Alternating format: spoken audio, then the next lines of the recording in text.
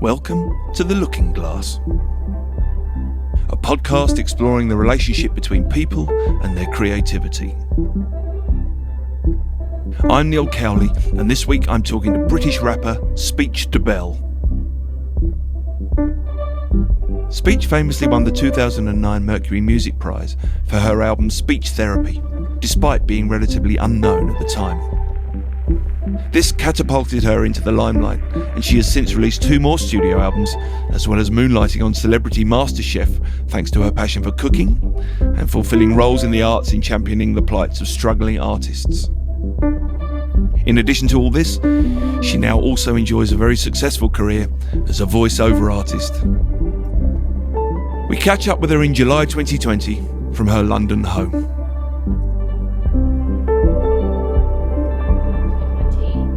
Smoking in it.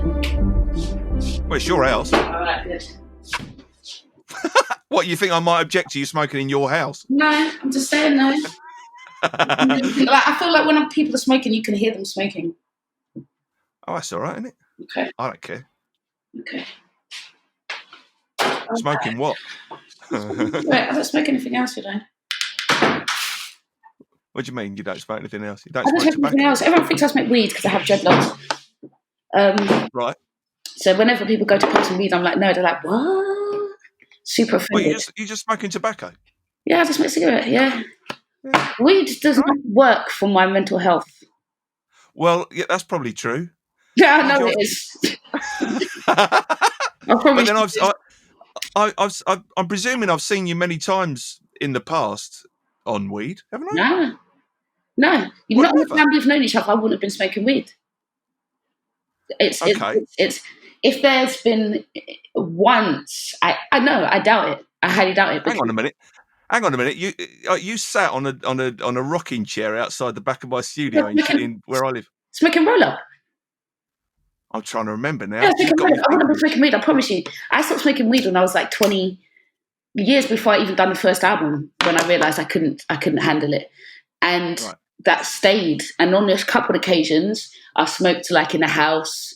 You know what I mean? Like with a partner, it's super. If I freak out, it's going to be okay. You know what I mean? Yeah. And have like a tiny bit of weed inside in a a cig of weed, and been okay. But nah, I certainly would be smoking in public. No way. No. I mean, you're completely correct. I have the same affliction, really. Although through my 20s, I did. It was just handed to me every day. Right. But it was never any good for me. Exactly. Really. Right. Never any good for me. I mean, I tried all various things. The only thing I think we enjoyed together when we saw each other last was whiskey. Yeah. Yeah. You introduced me to that dope whiskey. I haven't had that in years. Lagavulin, yeah. Lagavulin from the island of Islay, Islay. Where's that? North of Scotland, Highlands. I haven't had that in years. The last time I saw you, would that have been that Sofa Sounds thing? Probably, because that was about 2000, and that was the third album. So yeah, right. It's highly likely. Yes. Yeah. Well, a lot's gone on since then. The first thing is I keep hearing you turn up on my TV screen, or between everything. You got a great voiceover voice. Yeah. When did you realise that? How have you fallen into that? How that happened was somebody from an A&R from my record label back in the day, and she has moved into advertising, which a lot of people from record labels do. Actually, I didn't realise that. They're quite aligned industries, isn't it? And there was a H&M ad, and it was poetic. It was a poetic read, and she was like, "Oh, you know what? I used to know someone like, back in the day speech. I wonder if she." So she hit me up. She's like, "I don't know if you do this, but there's this thing come up, and I can imagine you doing it." So I was like, "Okay, cool." And I went in, and I did it with great difficulty. That was the first one I did. Great difficulty, because I have a pleasant voice. And I've been aware of that for many years, right? I'm aware that is added. That's a very important factor to be a rapper, right? Yeah. It's one of the 5 key pillars. But I'm not an actor. So it was very difficult for me. I remember that first time, and then trying to understand in terms of delivery and cadence, right? Where you have with advertising, their pauses and their commas are in a completely different place than you would do as a vocalist. Yeah. Yeah. You know what I Not mean? me as a vocalist, but as a yeah, vocalist. but you know what I'm saying? Like the rhythm's just, it's off. It's completely off. There usually is no rhythm. And so it's just like, it took me a while to get my head around that. But because you've got to be aware of a lot of agendas when you're saying one line, haven't you? This is it. There's a lot of agendas. There's someone trying to sell something. There's someone trying to appeal to somebody, and then there's a certain person they're trying to appeal to in a certain way without being condescending or without patronising. There's a number of things. It's cheeky. Yeah. It's very cheeky stuff. And like you're saying, there's an agenda. And I think a lot of what's happened is because of the way culture has shifted in the UK, to where you have people like Stormzy and LMA, and those people have become the pop stars. And it's a very Black British culture that's at the forefront in terms of like what is pop music. And with that shift is the reason why I can be a voiceover artist now, because before when they were like, okay, my very London sound, very Caribbean parent sort of mother tongue that's just there would not have been acceptable before. But now that is what's used to sell stuff. Right. But then I noticed though, they kind of can't help it, because they would still ask me to, they can't, I'd go in, well, when we could go into places, I do it at home now, but you go in and they'd be like, okay, so we want you to we don't want an actor. We don't want it to sound like you're selling anything. We want this to just be you. We've heard your voice, just totally you. And then I'd give them a read and they'd go, okay, so can you do that line again, but then put a inflection at the end of and it's like, oh, okay, that's exactly what you want to do. You don't, even when you think you don't, you realize as soon as you heard it, you're like, yeah, okay, it's not convincing enough. But do you find it actually in a way liberating to be instructed in that way? Because up to, if you everything you've done up to that point has been your decision, hasn't it? Is that liberating in a way so that your voice is the vehicle, someone else's vehicle? Liberating, perhaps, if I think about the fact that. Yeah, when I say liberating, maybe I mean the liberating in the fact that you care less. I was just about to say, I'm not emotionally invested. Yeah. And there is some liberation in that, because I haven't been able to make a song without being completely emotionally invested. You know what I mean? 100%. 100%. So yeah. I don't mind what happens. Yeah, you see, this is I've tried to explain this to people that there are certain hats I wear. Mm-hmm. I go and play for other people, as you're well aware. And that's kind of how we met. We collaborate and stuff. But I go and play for other people, and there've been a few very famous occasions when I've done that, and people think that this is a massive part of my life, and actually, it's just a fleeting moment. And actually, the liberation of it is that I'm able to say that I'm really good at it because I really don't care. Yeah. But the moment you say to me, "Do you like your own stuff?" I go, "Oh, yeah," don't get me started, because I can't. I hate me. Oh, everything, I just everything that I utter, everything that I decide upon, I go through hell, and then at the end of it, I really don't know whether I'm right. So if you tell me, if you tell me to go into a studio and you just say, well, do this, I go, yeah, I can do this. I'm the best at it. Have some of this. And I leave and I'm quite happy. I mean, is that the reason that karaoke singers seem to just walk away with just the ultimate confidence every time? Do you know what I mean? Karaoke singers and... Are you calling me a karaoke artist? No. We know you ain't that. Neil MF Cowley. We know you ain't that.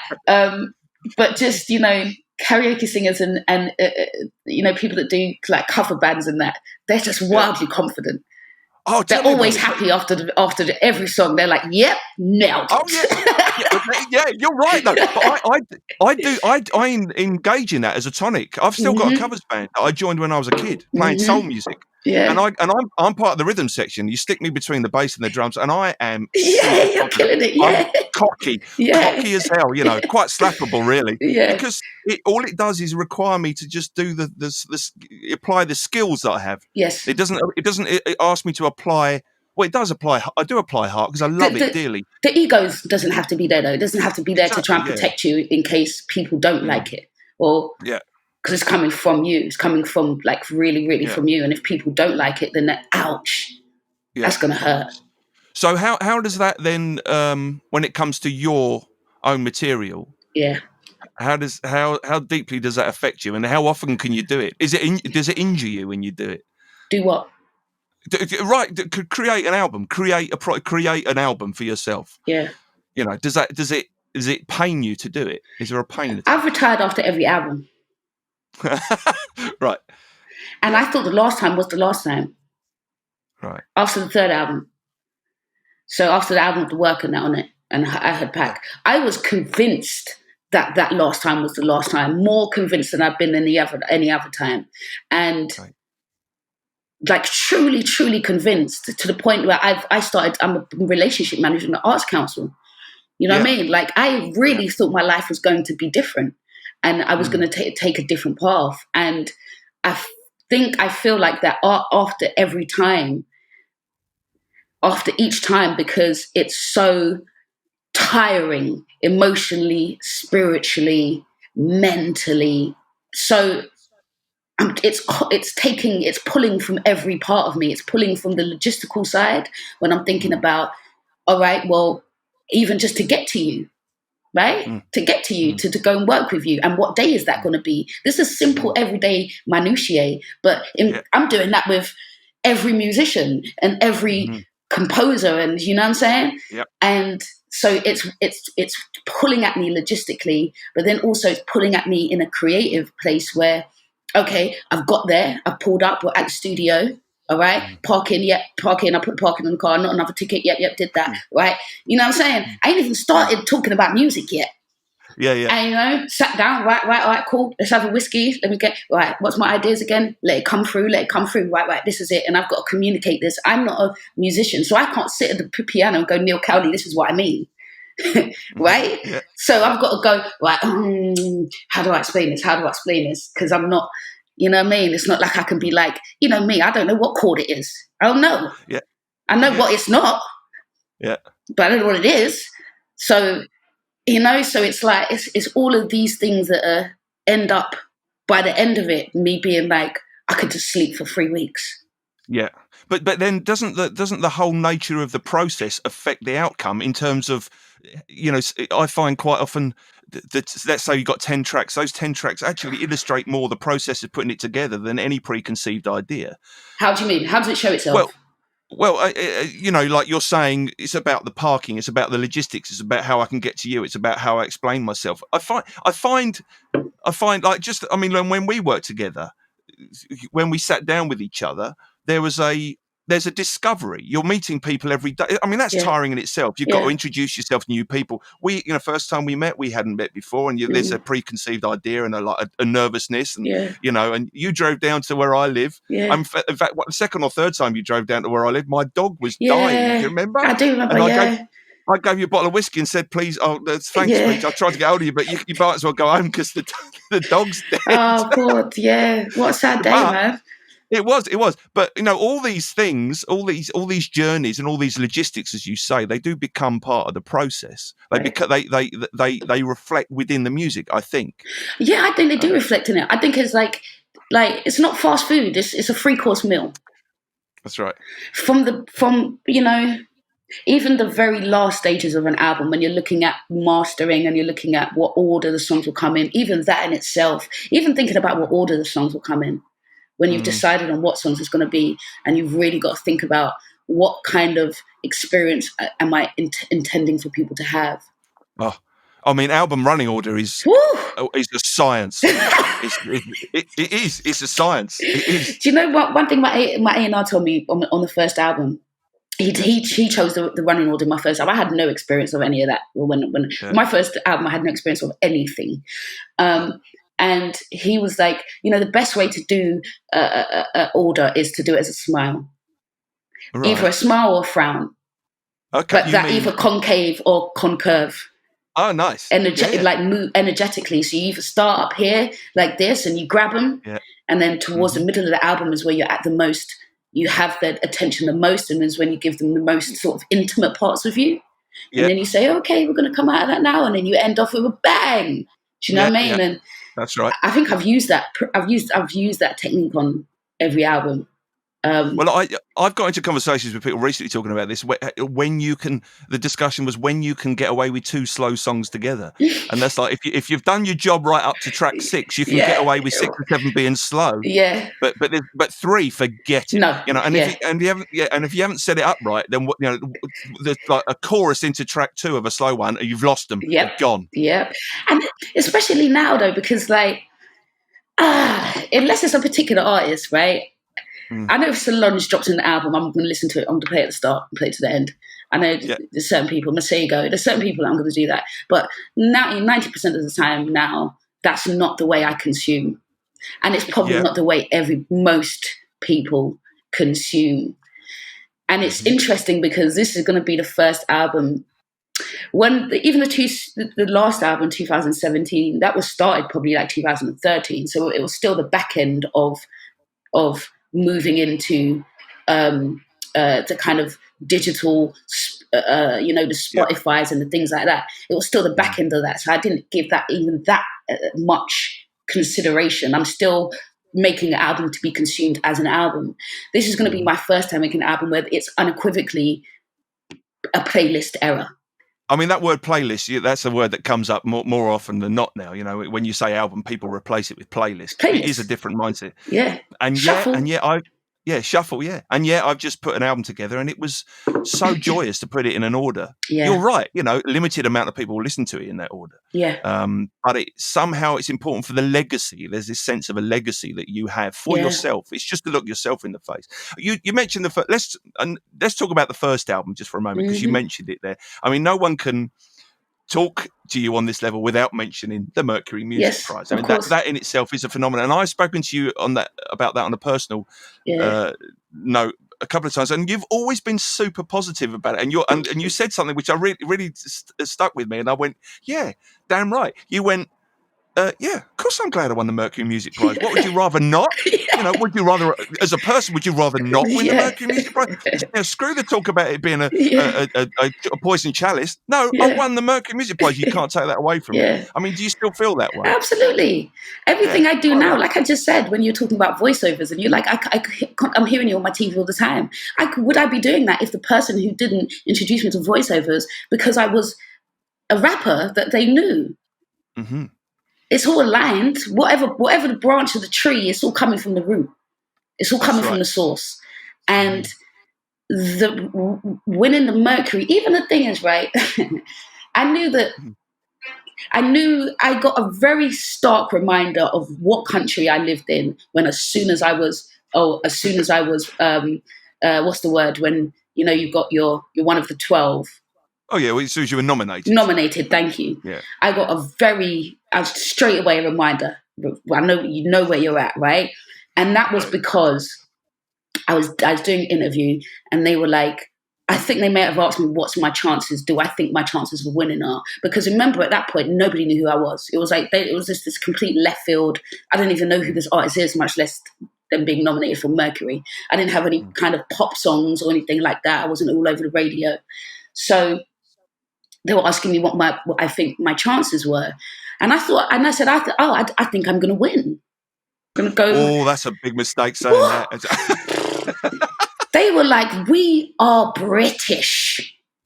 We do not say that, okay? It was the most offensive thing I could probably have ever said in all of the offensive things I've been saying in my career. That was really stood out as people would like, articles and posts like, I cannot believe she said that. And because I said that, they would take that and use that in other articles. And so I kept getting asked this, like, you said you're going to win. And I was like, yeah. But the thing is as well, the thing is about how this industry works, and this is different now because we have, you have people that have just set up their own website, and people like Geldem, that's just a group of like queer and non-binary and just all this diverse groups that are now saying that we control our own media. And that wasn't the case then, right? It was very classic archetype colonial forms of media. And so what I didn't have the opportunity to do was explain why I said that. Because, back, you're doing an interview, the interview lasts for 4 minutes, they get the soundbite, they're off. And even if I speak for 10 minutes, they're only going to use one sentence, and they're going to use a sentence that's going to be the most triggering, which is the "I'm going to win," right? Yeah. And it wasn't until later on where these other forms of media came about, and I got to explain why I got to that point, and people would be like, "Oh wow, oh okay, that makes sense." Because when we were making an album, and we made the album in 2007 in Melbourne, Australia. That's crazy in itself. It is crazy, right? Wayne Lotek. It's crazier than that, right? Wayne Lotek is the person who lived in Australia. He's a producer. I met up with a couple of producers in the early stage, and we just kind of, the first time we linked, we made the track called Searching. First time. Yep. And so it was very, this is the guy. This is who I want to work with, and mutually. And he was like, but I'm going back to Australia. I was only here for like visiting family. And so the label were like, you know what? Flights are not that bad. He has a spare room. It's a home setup. Like the album was made for £3,000, you know? It was a budget album. And so I went there and I spent 6 weeks and we made the album. And we were in the garden because, you know, in studios you can't smoke, even cigarette. Most studios you can't even smoke cigarette in there, you know, people's equipment. So we would go into the garden and have our smoke breaks. And I was saying, yo, Wayne, I just had a vision. I just saw myself walking up and collecting a Mercury Music Award. Now, I was aware of the I was aware of that award because of Miss Dynamite, who won it some years before. That's right. Yeah. So that's what brought it into my reality. Like, but it didn't feel like I imagined it. It felt like a real tangible vision that I just had. And I'm explaining it, and I'm explaining it, and then they called my name, and then I walked up and got the award, and he was like, okay, oh, okay, cool. And we spoke about that the day of the award show, because he was there. Yeah.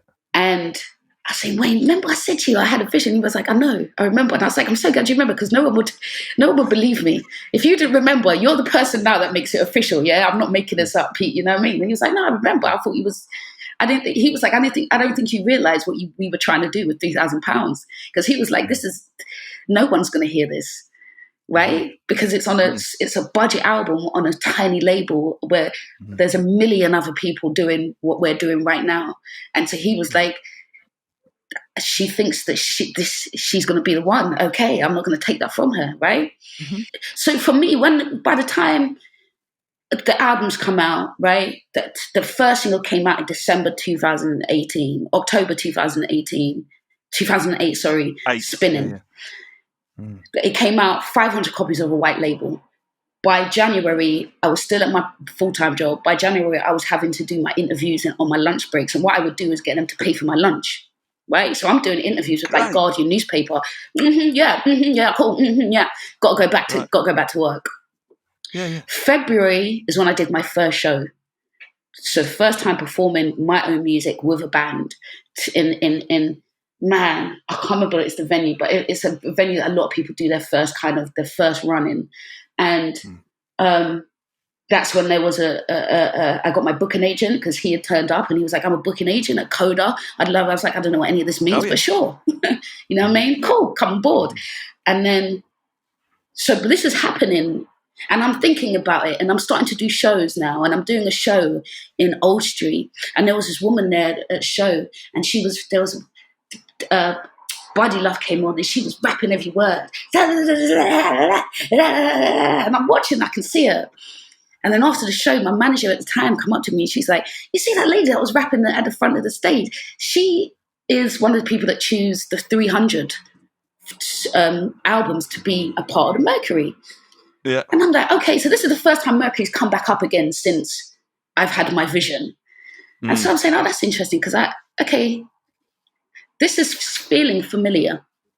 Yeah. Familiar is in, if you believe there are parallel universes and things like that. And so now I'm feeling like I've traveled into a parallel universe, or the wires are crossing here.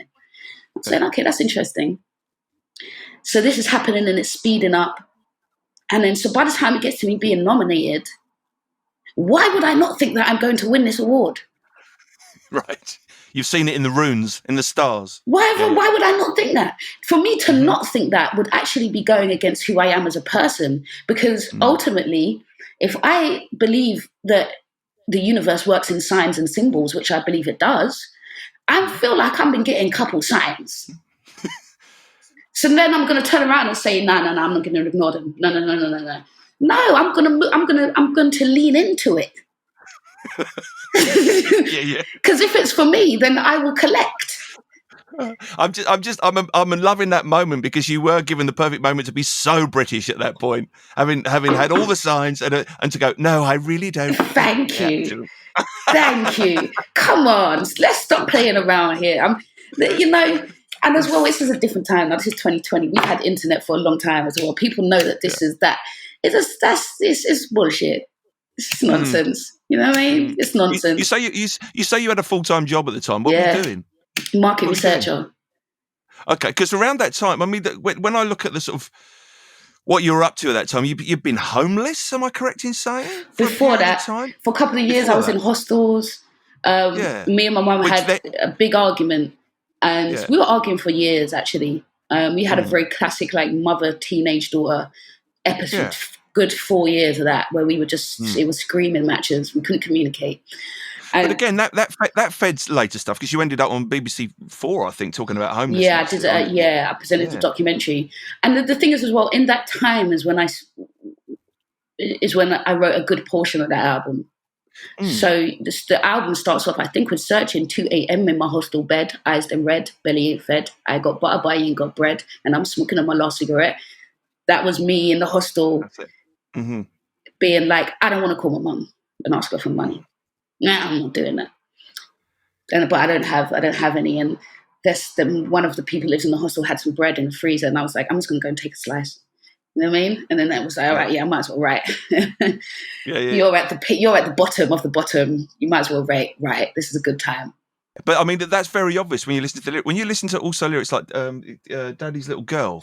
Yeah, you know that's very, very personal, and seems to sort of shed a light on your family situation. I mean, I'm presuming everything about all these lyrics are personal. This isn't role play, correct? Yeah. I mean, Daddy's Little Girl, right? I wrote that I think in some kind of episode.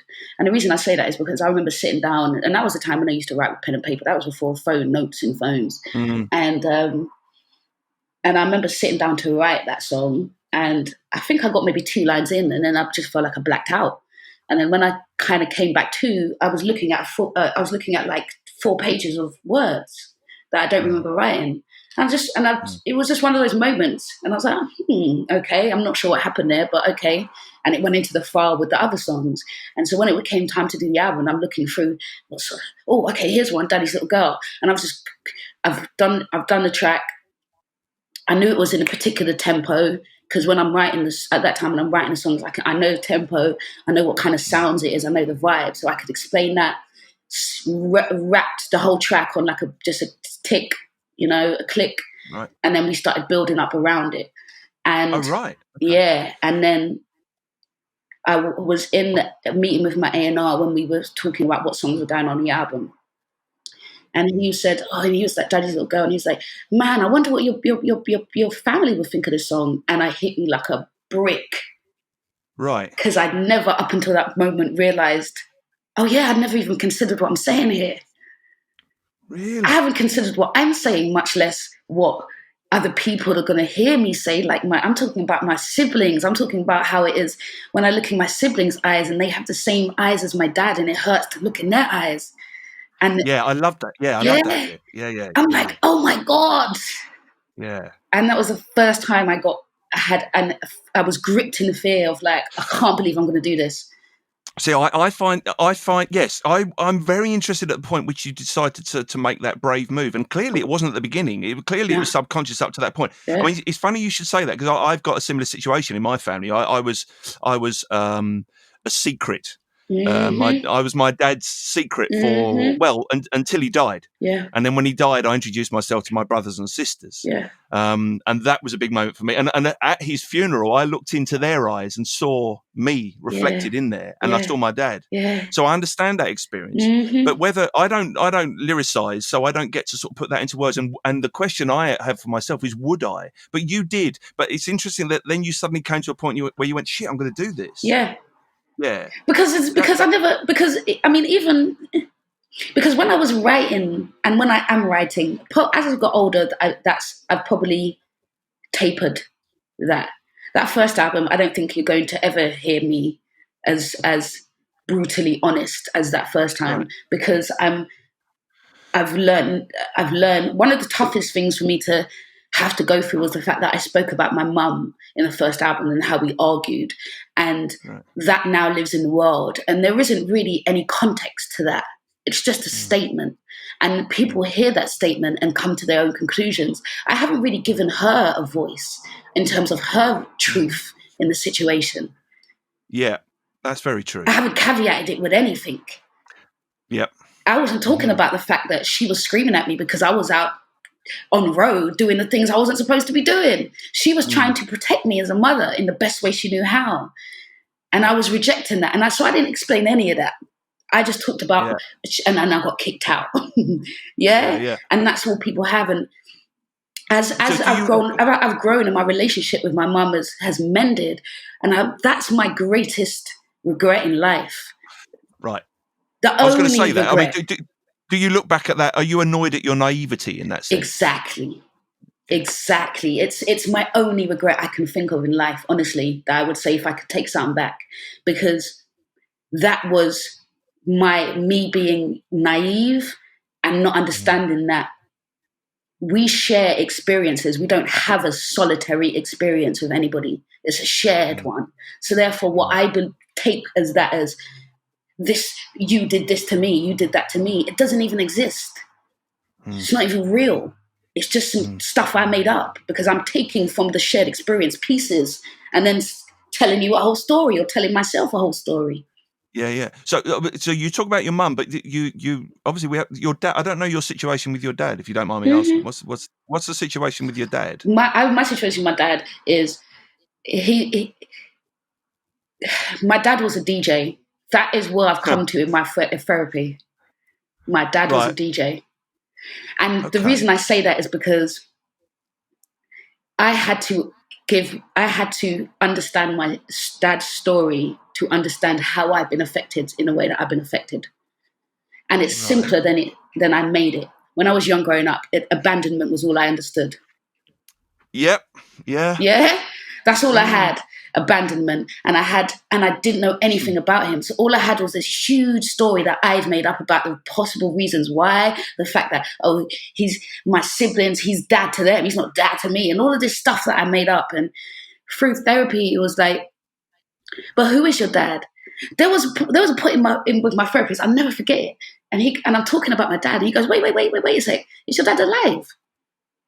Yeah. And I'm like, yeah, he's alive. And he's like, do you know that the whole time you've been talking about your dad, I thought you were talking about someone that passed on. Yeah, I would agree with that. With that ambiguity. Right? Yeah. And so it was like, okay, we definitely have work to do here, right? We definitely have some, you're getting your mortgage paid for a couple of years longer, it looked like. And it was the beginning of me having to understand that he's a human being and he has a story. And unless I understand that story, I'm never going to have context to why I have had the experience I've had. And so that's why when I talk about him now, he's around. I was just talking to my dad the other day. And on the phone? On the phone. I was talking about him we were talking about because my brother passed away. So we've been in contact since my brother passed. And that has kind of got us into a form of communication. I mean, when my brother passed, it's the first time my dad's ever phoned me in my adult life. Wow. Maybe when I was a teenager, once or twice he might have called. But I'm 37 now, so we're talking a lot of years. Can I understand your when you mention your brother? Yeah. I mean, I'm aware of this. Can I understand does your father have like what I would call I refer to the other family that my dad had as his core family? Does he have a core family and you're one of the No. Right. That's what I'm saying. His story is way simpler than that. My dad was a DJ. Right. He never had any preference. He never had any. There was no special treatment. There was no core. There was him living his life. And we're talking about in the 60s and 70s when in Black British culture, the DJ is the person who sets everything. What people would do was congregate, right? It wasn't safe to just walk around. So community wise, you'd always have house parties. That was how people got to be able to see their cousins and stuff like that in a safe place. And so he's the guy that is controlling the music, and he's going around London doing that. That's his story.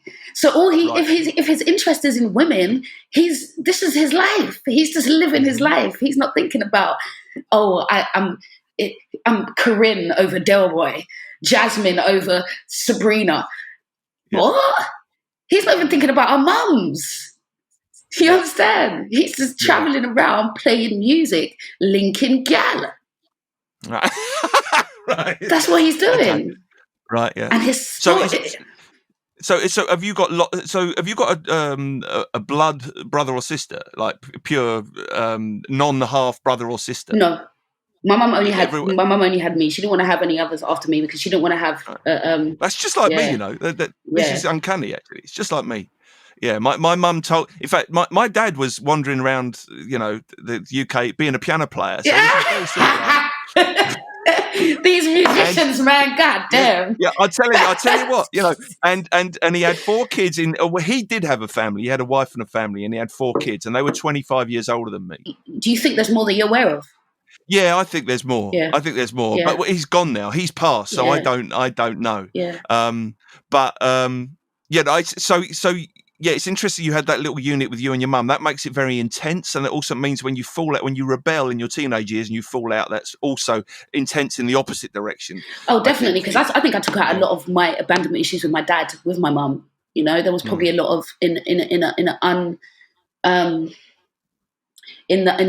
mind without the toolkits. I probably would have been resentful. The resentment I had towards my dad would have been coming out towards my mum. You know, like where, in a way, when you kind of start understanding that the individuals in your life are just playing a part in your story, and for you, you've got to look at them as individuals, not these kind of my dad abandonment. Do you know what I mean? It's not these they're not huge clouds and made up. Like anime characters. They're real human beings, and when you start breaking it down to just them as individuals, it kind of start going, okay, so what you're saying, it was just this and that. Okay, well that means that I can just it's probably a good time to like change the narrative then, I guess, if that's all it is. If that's really what it is a narrative. Oh, okay, so I might as well just change it, right? Let me just change the narrative. Let me just be like, oh, okay, I guess it's time for you to have like your guilt and shame. I guess it's that chapter of the book, and it becomes not so loaded and heavy. So you've had a hell of a lockdown, haven't you? I mean, funny enough, again, I keep sort of strangely drawing parallels, but I lost my half sister at the beginning of this, but not to coronavirus. Yes, same. She is that the same? Yeah, it wasn't corona with your brother. Yeah, it wasn't. No, it wasn't corona. Oh, yeah. Okay. What happened with your sister? What was you going to? Oh, she'd been struggling with cancer for years. I mean, she was in her late 70s because she's so much older than me. Right. But she was, obviously we met 15 years ago, and it was just an immediate connection. I knew that I loved the heart of that. Yeah. And her name was Glennis. Yeah. Very old style name, But she was cheeky and naughty. And when there was a big bust up, when the family met, and there were I have a half brother who rejected me and just went, no, I'm not having any of this. Mainly because his wife was like, she wanted to ensure that he did reject me. It was complicated. Yeah. But she immediately stood up in front of him and just went, you know what? I've been having an affair for the last 20 years with a married man in America. So up yours. So lots of skeletons came out of closets on that day. Family boy. Yeah, family. But so I lost her at the beginning, and I had one of those horrible. I mean, as I understand it, you're about to undergo this, but we had a horrible. Actually, it wasn't horrible. It was gorgeous. We had a funeral where we each had a corner of the chapel, and then we sort of all stood in the car park and threw kisses. Oh, was it a COVID funeral? It was within. Yeah. Unfortunately, she died in February or early March, I think it was. And by the time it happened, we were deep in the Yeah. heart of the whole lockdown. So we had to have separate things. And then a bunch of people stood in the car park, and it was hard because we're a huggy family, you know, and I was just desperate to hold them. And so it was a horrible time to go through it. But so so I thought it was COVID that got your brother, but it wasn't, in fact. No, my brother was in dis-ease himself for many years. So my brother was he struggled with like, you know, like me, he struggled with mental health. You know what I mean? And like me, he used things to try and mask that. You know, and that was what eventually took a toll on his body. You know, like even, you know, me smoking a cigarette and drinking my wine, it's just a form of that, isn't it? It's just a form of, it's a suppressant, really. And some people go so far that it's just, they can't get out of it, you know? But you mentioned something earlier when you were talking about when you met for the first time, and it made me think about my first time meeting my siblings, because I didn't grow up with all of them. And one thing I noticed is that I fell in love instantly with all of them, without even... It's just it's very unconditional, isn't it? Isn't that lovely? Yeah, it's very instant. Yeah. I instantly fell in love with my siblings the first time I met them and looked at them, and it was something I had no control over.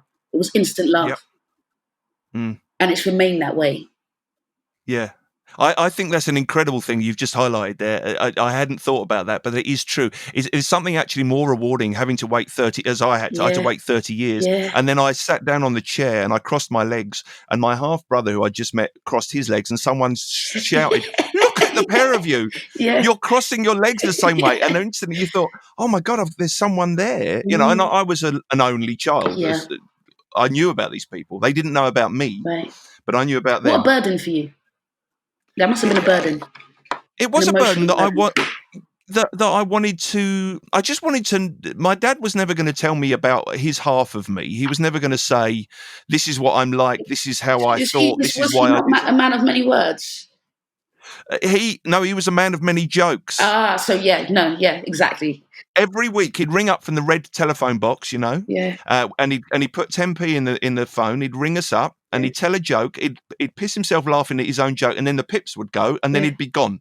And I didn't speak to him again for another couple of weeks. That's all I ever got. Wow. A procession of jokes. Wow. Obviously, he would say more detailed things to my mum. But Neil, can I say something? The time that we've known each other, we spoke. Every time we talk very honest and openly. You got that streak a little bit. The joke man. What streak that? The joke man. Oh, okay. Avoidance. Yeah, streak. I noticed you got that a little bit. Because sometimes we'll be having a conversation and we'll be talking about something very emotional, right? And we go there, and then you'd make a joke. And I have noticed it. And I didn't know until you said until you described your dad. I was like, oh, wow, okay. That's kind of... Well, I hope I haven't joked through this, because this is quite honest. No. I'm not saying that you live your life in avoidance, but I know that sounds familiar in the way that I experience you. A little piece of that sounds familiar. I agree with you. I do find the thing is, on one hand, I do find everything funny. Yes. But then on the other hand, everything is funny. Everything is funny. It's ridiculous. Yeah. But on the other hand, yeah, you're right. That can be detrimental if I'm actually it's interesting you say that. I do like to think of myself as someone who you can say anything to and will say anything back. Yeah. I wonder why on occasion I've done that with you. Maybe I was just getting to know you. Maybe there's a yeah. I don't. It's not. You're right though. Yeah. You're right. And he was the same. You know, he was. I think worse, much worse. Just everything was. But he was like gags. You know, I don't tell gags. I can never remember. You're funny. You're just a funny person. There's a difference. You're not like you're not. You're not like you're not a. You know what I mean? You don't. I don't think you write your jokes down. Yeah. No, but yeah. So he that was him, and I going back to the original thing. I wanted to understand the other half of me. Yeah. So I needed. It was 2 weeks after his funeral, and I rang my half brother. I said, "Hello, is that Paul?" And he went, "Yeah." I said, "My name's Neil, and I'm your brother." And he went, "Oh, right, you better come round then." I love it. So I went round. I love it. Went round, and yeah, I met the other half of me. And do you know what? All the angst of from the age of 0 to say 14, my mother made sure that I had what felt like the perfect childhood. I was never lacking anything. Then all of a sudden, puberty, angst, rebellion, hatred, vitriol, blaming my dad, blaming my mum. Yeah. And then the day I met my brothers and sisters was the day that just went, and I was worried about it. I thought I might lose my thing. I might lose my little chink in my DNA that makes me create. And I was worried about it. 6 months after, shit, I might have nothing left now. Yeah. I've got no angst. And actually, that didn't happen. Yeah, it's not true, is it? Yeah. It didn't happen. Yeah. I mean, you've never encountered, that's never happened to you. You've never sort of found a cathartic moment and thought, oh, I might lose something. You know what? This album is different for me.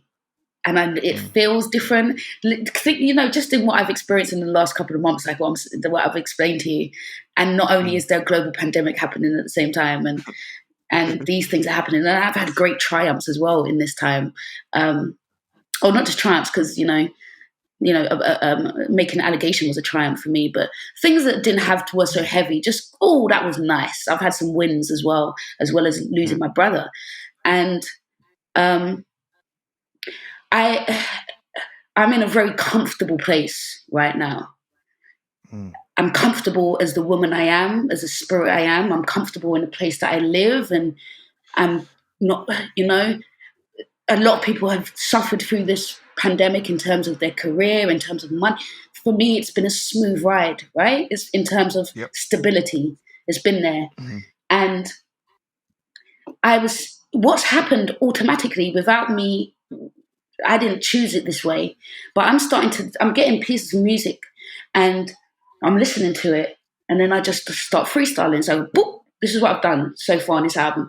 Hit record on my iPad on the voice notes and just freestyled the whole tune. The chorus, the verse, the chorus, boop, stop, and then left it.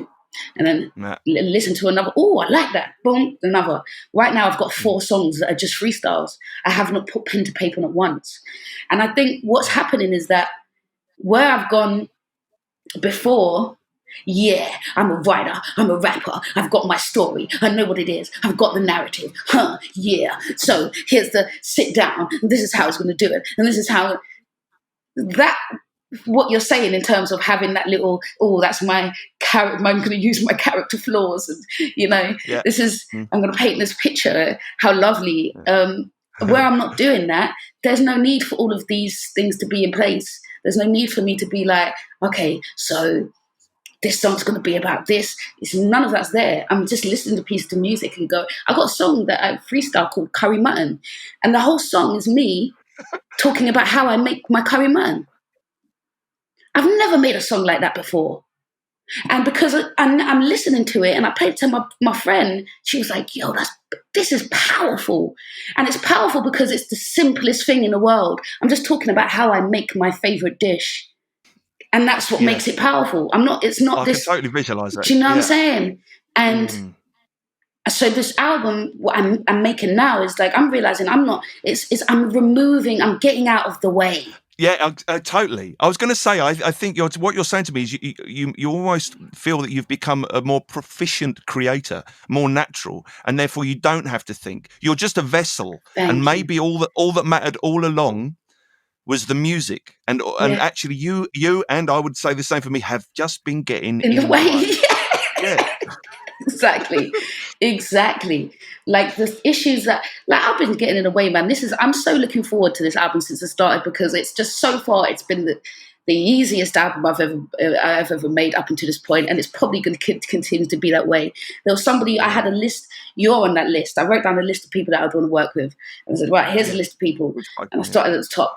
I think I texted you or emailed you or whatever. Are you down? You said, yeah, I'm down. Bit busy, but I'm down. Cool. Neil's in. Bam. Next one. Bam. Next one.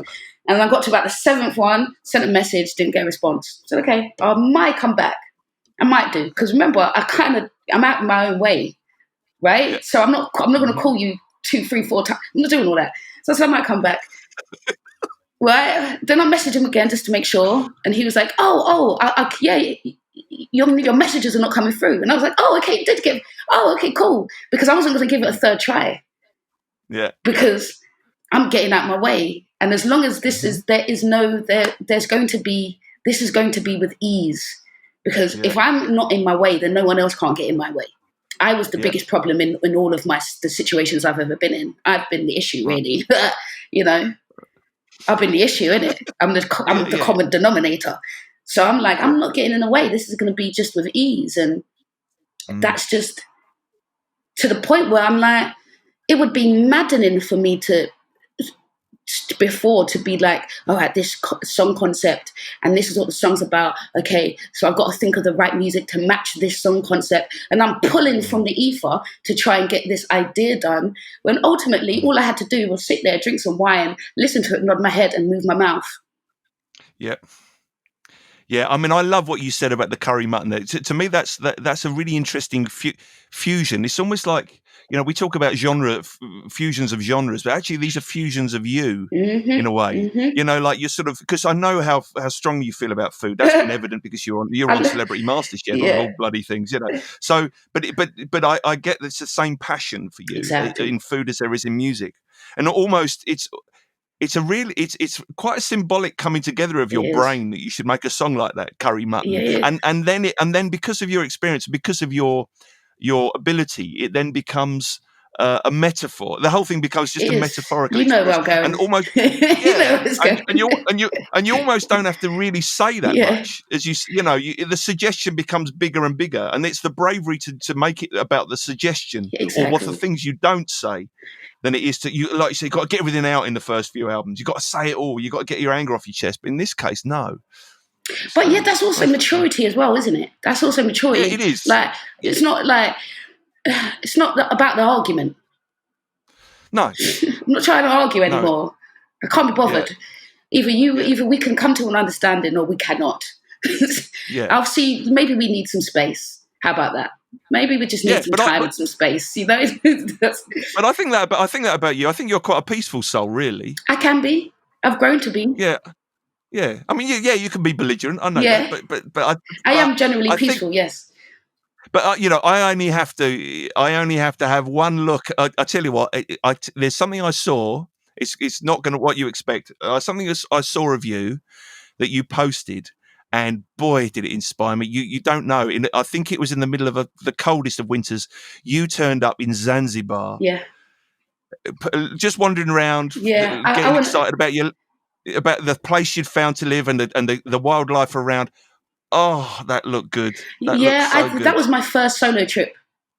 That was my Zanzibar. I went away for 3 weeks. I had no plan. And that was the first time I've ever done that. And that was the first time I realized I have some burning issues that need to come to the surface. I'm being consumed. I'm being consumed by my own unspoken truths and my own pains and things like that. And that was me going, get on a plane, go.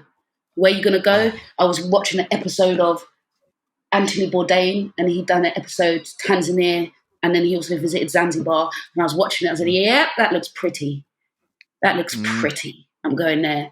And that was kind of the start of me going, being alone in a place I didn't know, and recognizing that the difference between loneliness and alone, and recognizing how lonely I've been when I've been around people, and those cliche things, and me actually realizing that in the reality of that, and being, okay, I really, really need to be alone for some time. And then that's just what I started to do on a regular basis. I started to just pop up. I see somewhere and go, yep, that's the place. Don't know why, that's the place. And then spend 3 weeks there alone, and then come back. And that was when I started to do that. And that's when I would come back, I'd be like, maybe I might need to see a therapist, because I'm noticing that when I'm out there and I'm alone, I'm having all of these thoughts. And then I get back here and they're all gone. Everything goes quiet because it's so loud and I can't hear myself anymore. And I'm like, I'm realizing that I'm keep doing this go away thing just so I can get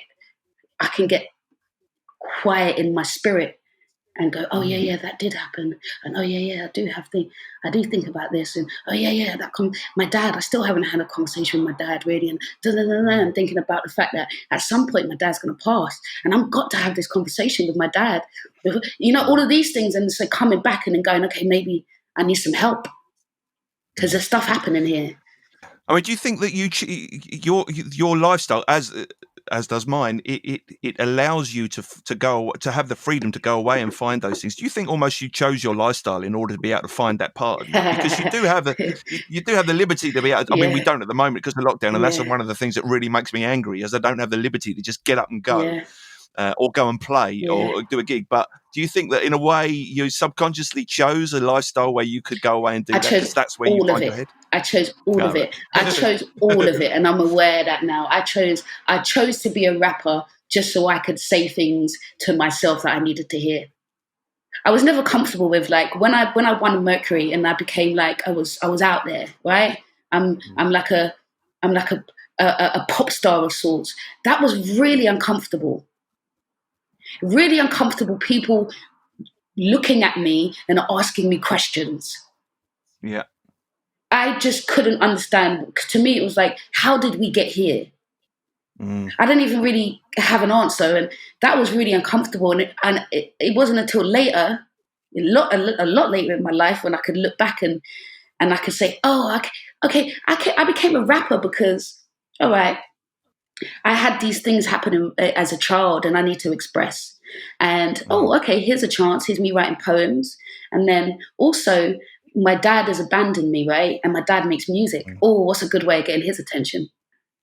Yeah. What's a good way of getting... Me on the piano. Oh, what's a good getting his attention without realising, he did music. I'm going to do music bigger than you've ever done it. You know what I mean? Yeah. I did the same on the piano. Yeah. My dad was a pianist. I did the same thing. I had to be better than him. You understand? Yeah. Like chasing. We're chasing them. We're chasing them. So I did it all, and like you're saying, I've picked a career that meant that I can do that. Yeah, I can. Even at Arts Council, I've picked the one place that a musician can work and be like, I'm going to be away for 6 weeks. I'm creating. I was wondering. I picked the one place that I could do that with. You know what I mean? And it's not. I can't think of many other places that people work in an office and they can be like, yes, I'm just going to be away for a little while. Or I can say to my line manager, no, I can't do that meeting tomorrow because I'm doing a voiceover. I mean, I feel bad for my line manager. He tries, man. He tries. He's done some, he's told me he's done some training though. He's done some training since I started. Yeah, some training and like techniques and stuff, conversational techniques and that. Oh, really? Yeah. Well, look, Speech, look, we're bang on an hour. That's been the most wonderful conversation. I love talking to you, Neil. I love talking to you. I really do. It's been, it's strangely like looking in a mirror. Emotionally, there's a lot of similarities, and I wasn't aware of that before this conversation. So that for me has been extremely cathartic. Yeah. So I guess that's it for us. Nice one. But, it's not it for us, because I'm sending you some stuff. No. Okay. Yeah. Well, payback. Yeah. Exactly. I look forward to the day when you can come to my studio, because I don't know if you can see behind me, but I'm in my studio here at Metropolis, and I want you to come over and we can pick this up musically and otherwise. That would be nice again. I always do enjoy that. We have a good... we always start. It always comes out with something really special for every time we work together. There's always absolutely. I think I heard Pack is my favourite song off the last album. Oh, fantastic! And I can sit out on the stairwell with you and enviously watch you smoke as I used to. Yeah, and I look forward to that very thing. Yeah. Well done, because that's a wild age. Listen, I've got a gun to my head. Yeah, there's no choice there. That is tough. Well done, man. Thanks to Speech Debelle. And thanks to you for listening. Please make sure you subscribe wherever you get your podcasts so you never miss an episode.